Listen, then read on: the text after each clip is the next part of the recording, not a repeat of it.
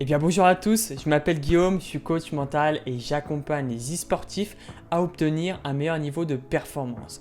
Ça fait plusieurs mois que j'accompagne des e-sportifs à haut niveau et j'ai remarqué des traits de personnalité que je souhaite vous partager aujourd'hui. Tu aspires peut-être à être joueur de haut niveau dans une top team européenne, voire mondiale. Si c'est le cas, reste jusque la fin de la vidéo parce que je vais te donner les caractéristiques communes de tout joueur e-sport qui performe et qui joue à haut niveau. On passe tout de suite à la vidéo.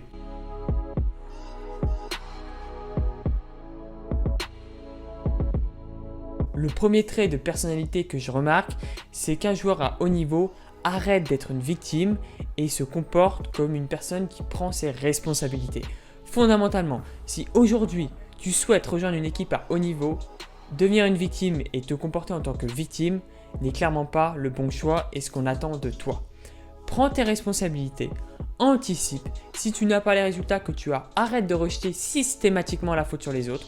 Au bout d'un moment, tu y es pour quelque chose. Le point important que je veux que tu comprennes, et on va dire que c'est un peu ma méthode à moi, c'est-à-dire que tu as le pouvoir de contrôle, le pouvoir de décision, le pouvoir de dire ok, je vais m'entraîner de façon efficace aujourd'hui ou écoute, aujourd'hui je préfère plutôt m'entraîner sur quelque chose que je maîtrise déjà, je reste dans ma zone de confort, puis le progrès, je m'en fiche. C'est deux situations possibles et tu as le pouvoir de décision de te dire je veux faire partie de la situation 1 ou je préfère faire partie de la situation 2. Tout ça, tu peux le décider et tu as le pouvoir de le décider. Si tu veux être joueur de haut niveau, comprends-le et comprends que tu as tes responsabilités.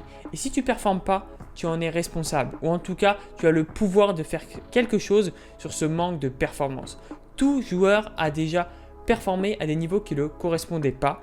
Et les meilleurs d'entre eux, et les joueurs vraiment de très haut niveau, qu'est-ce qu'ils font? Ils se retrouvent toujours sur le haut du podium. Même si ça prend 1 mois, 6 mois, 1 an, ils finissent toujours à obtenir le haut niveau et à réussir leur objectif.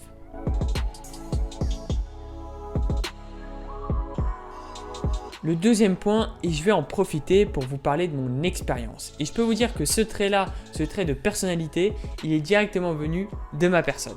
C'est qu'un joueur à haut niveau va être sérieux et va arrêter de considérer le jeu comme un loisir ou en tout cas uniquement un espace de détente, mais va considérer ça comme un travail. Ce qu'il faut savoir, c'est que j'accompagne des joueurs qui font partie de structures associatives, donc d'un niveau généralement qui rentre même pas dans le top 100, dans le top 200, dans le top 300 européen, et j'accompagne justement ces joueurs qui font partie parmi les top 100 européens, même pour certains parmi les top 10 européens selon leurs différents jeux.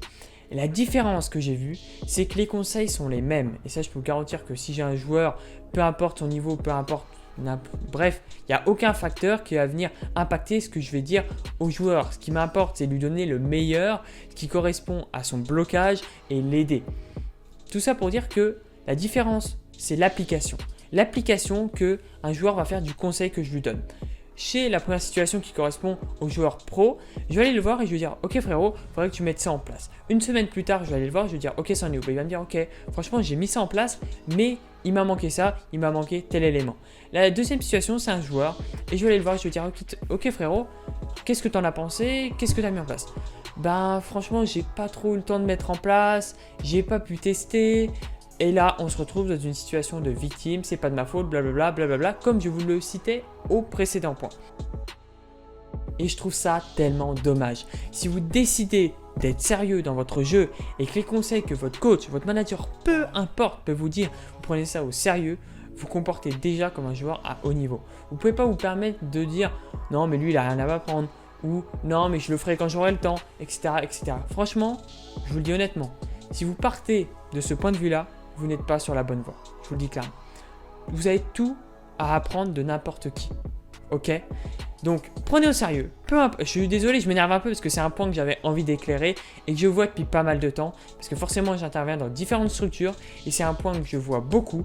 Et quand je demande chaque semaine pour les joueurs que j'accompagne, qui regardent cette vidéo, je leur fais un coucou. Vous le savez, à chaque fin de séance, je demande, ok, comment tu as appliqué ça, etc.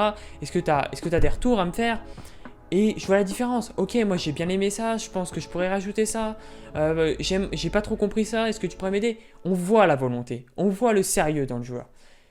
J'ai pas envie de vous en dire plus, mais vous avez très bien compris. Soyez sérieux dans votre démarche, soyez sérieux dans votre jeu. Considérez votre métier ou en tout cas votre futur métier comme vraiment une profession dans laquelle vous vous donnez à 100% et pas uniquement un loisir pour je suis là pour m'amuser, mais je me comporte comme quelqu'un de professionnel tout simplement. Le troisième point, c'est un amour pour la compétition et c'est un trait de personnalité que j'ai remarqué. Pourquoi? Parce que quand j'entends le mot jeu, j'entends pas uniquement le jeu Counter-Strike ou le jeu Fortnite. Quand j'entends le mot jeu, selon ma définition, c'est tout ce qui va englober le jeu. C'est-à-dire les coachings, les tournois, les personnes que vous allez côtoyer, vos vidéos que vous allez regarder en plus, les rediffusions que vous allez regarder pour comprendre vos erreurs. Le jeu, ça comprend tout ça et pas uniquement le moment de on fait la compète, etc. Ils ont un amour pour ça.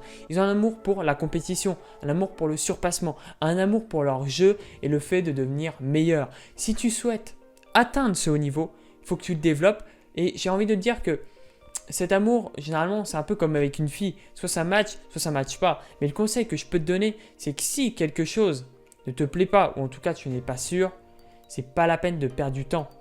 Je te dis ça en étant honnête. Je veux dire, j'ai rien à gagner, j'ai rien à perdre. Juste un retour d'expérience que je fais. À partir du moment où tu décides de te lancer dans la compétition, que tu veux te donner, que tu veux voir jusqu'à où ça peut t'amener, donne-toi à 300%. Mais l'erreur à faire, et c'est que mon retour, et c'est que mon avis, l'erreur, ça serait de se dire, ok, aujourd'hui, je me donne à 100%. Le lendemain, vas-y, tranquille, franchement, j'ai même pas envie de m'entraîner, flemme. Franchement, ça va pas être possible. Si vous souhaitez être joueur de haut niveau, considérez comme le jeu comme un métier. Ayez un amour pour ce jeu, ayez un amour pour tout ce qui vous entoure et tout ce qui peut vous rendre meilleur. C'était Guillaume, j'espère que cette vidéo t'a plu. Commente un sujet de vidéo que tu aimerais que j'aborde, ça sera avec un grand plaisir. Je l'ai déjà fait et je vais continuer à le faire. Abonne-toi et like si la vidéo t'a plu. Je te dis à très vite. Ciao, ciao!